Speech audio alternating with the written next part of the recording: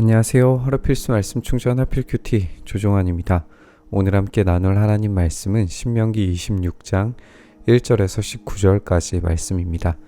주 당신들의 하나님이 당신들에게 유산으로 주시는 그 땅에 당신들이 들어가서 그것을 차지하고 살 때에 당신들은 주 당신들의 하나님이 당신들에게 주시는 땅에서 거둔 모든 농산물의 첫 열매를 광주리에 담아서 주 당신들의 하나님이 자기의 이름을 두려고 택하신 곳으로 가지고 가십시오. 거기에서 당신들은 직무를 맡고 있는 제사장에게 가서 주님께서 우리 조상에게 주시겠다고 맹세하신 대로 내가 이 땅에 들어오게 되었음을 제사장께서 섬기시는 주 하나님께 오늘 아뢰옵니다 하고 보고를 하십시오. 물론 이스라엘이 전쟁을 통해서 이 땅을 차지하는 것은 사실이지만 그 땅을 차지하는 것은 오로지 하나님께서 유산으로 주시고 허락하셨기 때문에 라는 것을 기억해야 됩니다. 따라서 하나님께서 주신이라고 하는 말이 계속해서 반복되는 것을 우리가 발견하게 되죠. 이제 하나님께서 허락하신 곳에서 이 농산물의 첫 열매를 얻었을 때 하나님께 그 열매를 드려야 됩니다. 여기서 그들의 삶은 그 자체로 예배의 행위였다라는 사실이 증명되는 거죠. 하나님께서 땅을 주셨고 하나님께서 열매를 주셨고 그에 대한 반응으로 주신 것을 돌려드리는 것, 이것이 모든 삶이 결국에는 예배로 종결된다는 것을 보여주는 예시가 되는 겁니다. 여기에서 하나님께 드리는 첫 열매의 의미가 얼마나 큰 것인지를 한번 생각을 해보게 되는 것 같아요. 하나님께서 확실하게 약속을 지키셨고 그 신실하신 은혜에 대해서 신실하게 반응하려고 하는 그 삶의 어떤 대화가 곧 예배로 이어지고 이 예배가 이어질 때 하나님의 풍성한 공급하심이 끊어지지 않고 계속되리라는 것을 기대하게 되는 겁니다. 제사장이 당신들의 손에서 그 광주리를 받아 주 당신들의 하나님의 제단 앞에 놓으면 당신들은 주 당신들의 하나님 앞에서 다음과 같이 아뢰십시오. 내 조상은 떠돌아다니면서 사는 아람 사람으로서 몇 안 되는 사람을 거느리고 이집트로 내려가서 거기에서 몸부쳐 살면서 거기에서 번성하여 크고 강대한 민족이 되었습니다. 그러자 이집트 사람이 우리를 학대하여 괴롭게 하며 우리에게 강제 노동을 시켰습니다. 그래서 우리가 우리 조상의 하나님께 살려달라고 부르짖었더니 주님께서 우리의 울부짖음을 들으시고 우리가 비참하게 사는 것과 고역에 시달리는 것과 억압에 짓눌려 있는 것을 보시고 강한 손과 편 팔과 큰 위엄과 이적과 기사로 우리를 이집트에서 인도하여 내셨습니다.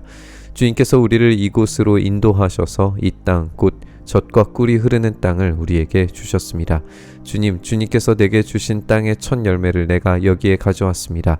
그리고 당신들은 그것을 주 당신들의 하나님 앞에 놓고 주 당신들의 하나님께 경배드리고 레위 사람과 당신들 가운데에서 사는 외국 사람과 함께 주 당신들의 하나님이 당신들과 당신들의 집안에 주신 온갖 좋은 것들을 누리십시오. 이제 이 삶의 예배 첫 열매를 드리는 이유가 거대한 구원의 이야기가 이어져서 개인의 이야기가 되었다라는 것을 보여줍니다. 은혜는 단지 자연의 복에 근거한 것으로 제한되지 않고 오히려 오랜 역사적 사실들이 연결되고 이어져서 이 울부짖음과 비참함과 고역과 억압에 짓눌렸던 이스라엘을 구원하시고 이끌어내셔서 마침내 열매 맺게 하신 그 이야기가 바로 내 이야기가 되는 것으로 연결되는 거죠. 이 수백 년에 걸친 역사, 그 선택과 구속과 축복에 대한 거대한 이야기가 결국 개인적 경험 속으로 들어와서 이 예배가 가능하게 된 겁니다.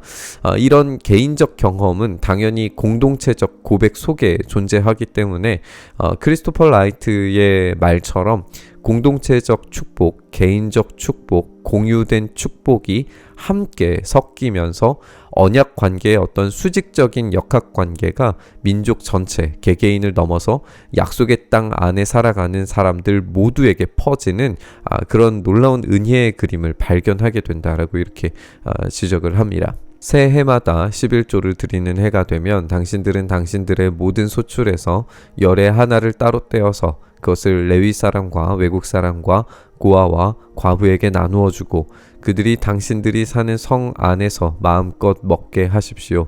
그렇게 할 때에 당신들은 하나님께 이렇게 아뢰십시오. 우리는 주님께서 우리에게 명하신 대로 우리 집에서 성물을 내어 레위 사람과 외국 사람과 고아와 과부에게 다 나누어 주어서 주님의 명령을 잊지 않고 어김없이 다 실행하였습니다.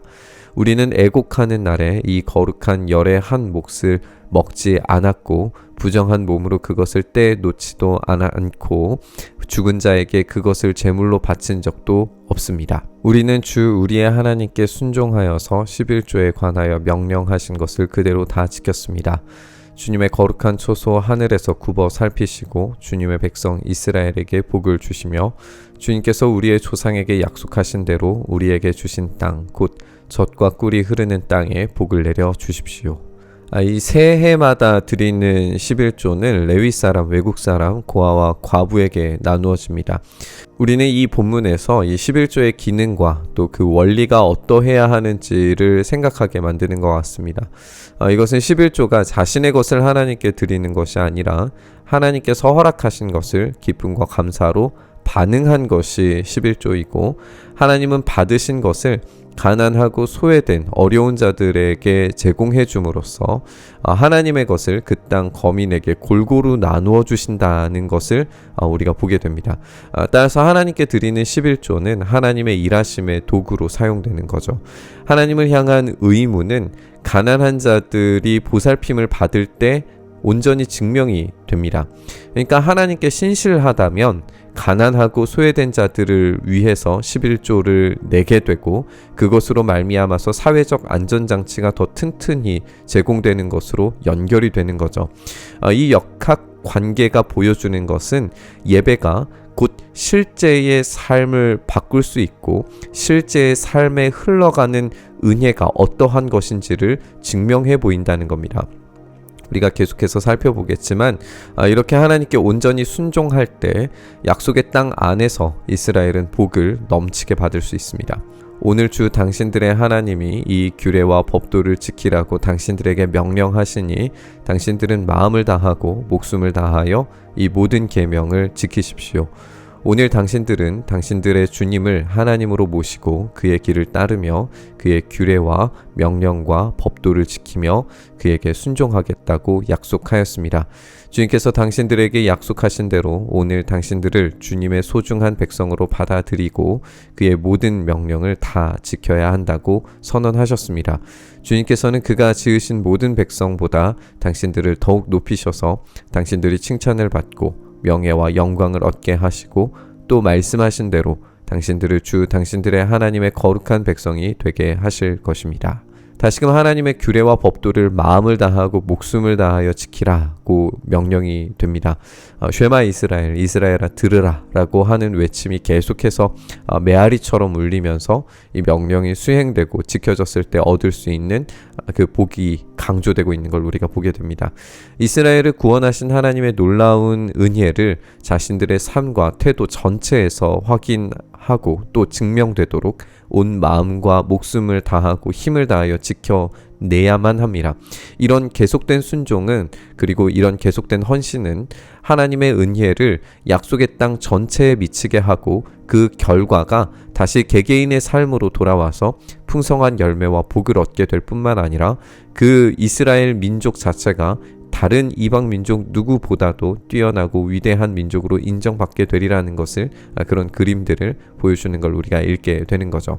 우리는 에덴에서 하나님께서 생육하고 번성하고 땅에 충만하라 라고 하는 이 명령이 에덴을 확장하라 라고 하는 명령이었다고 이해할 수 있습니다. 그렇다면 오늘 본문에서 이 말씀과 언약에 순종하면서 약속의 땅 안에서 어떤 소외자라 할지라도 거대한 하나님의 섭리와 일하심을 느끼고 그 풍성함이 공유됨으로써 하나님의 일하심을 직접적으로 그리고 밀접하게 경험한다면 그것이 경험된다면 에덴의 확장이 보여주려고 했던 그림을 이스라엘이 확인하게 되는 것 시라고 이렇게 연결해서 생각을 해볼 수 있습니다. 그렇다면 지금 우리에게도, 우리의 교회에서도 우리 주님의 나라, 허락하신 이 놀라운 하나님의 신실하심을 경험할 수 있어야 되는 줄 믿습니다.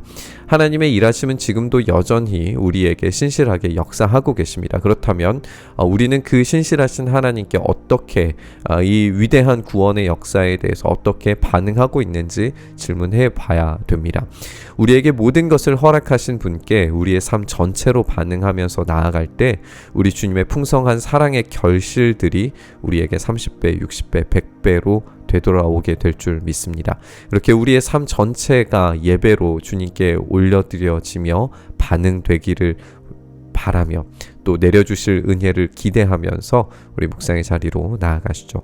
주님께 그렇게 은혜에 반응하여서 주님께서 우리에게 허락하신 것들, 제공해 주신 것들에 반응하여서 우리의 것들을 드릴 때에 우리가 기쁨으로, 감사로, 그리고 하나님께서 명령하신 그 명령에 우리가 신실하게 반응할 때에 우리에게 제공하시는 그 놀라우신 은혜로 말미암아 주님이 약속하신 그 놀라운 은혜로 말미암아 우리의 삶이 그 풍성함과 은혜로움을 온전히 경험할 수 있게 하여 주시옵소서.